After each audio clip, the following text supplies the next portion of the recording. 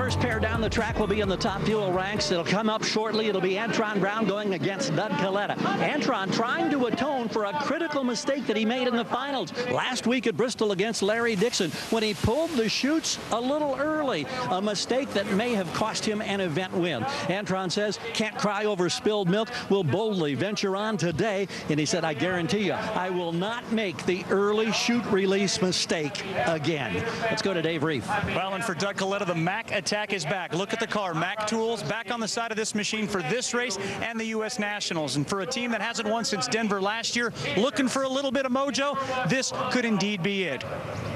Jim Oberhofer is the crew chief, and he said to me just a moment ago, this opening pair will be a race to the 8th mile. That's where the tight concrete lets go to the warm, slick, brand new asphalt.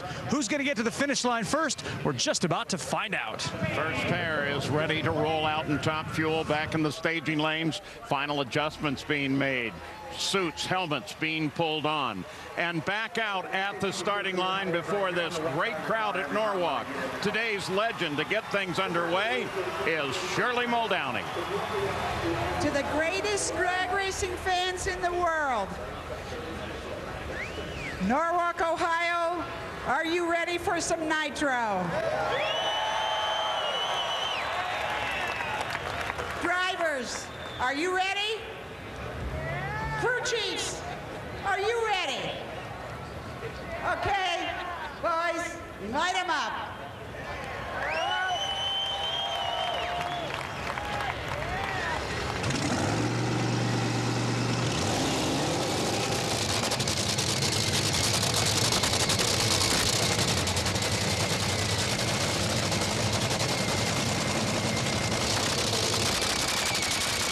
And under the command of the great Shirley Muldowney, one of the legends of the sport, the engine's fired to life. We're ready to go for what should be a great day in Norwalk, Ohio.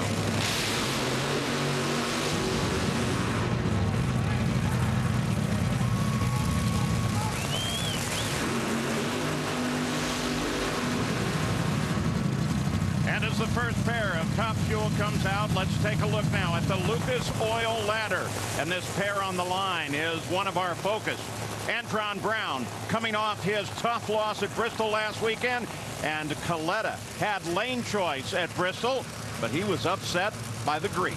On the other side of the ladder, I'm looking at that matchup between Spencer Massey and Terry McMillan. Spencer's made 32 straight runs down that racetrack without spinning the tires. Terry McMillan, though, his car seems to be getting better and better every race.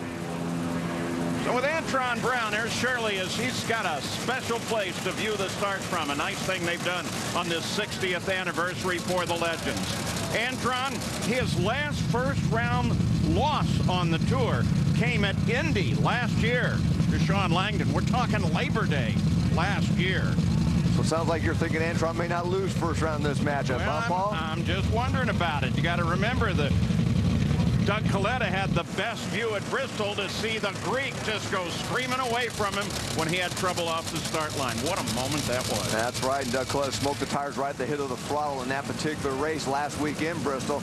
I don't really see that happening again. He doesn't have a real consistent race car, but I think they'll get a handle on it. But Antron, they've been very, very good in first round.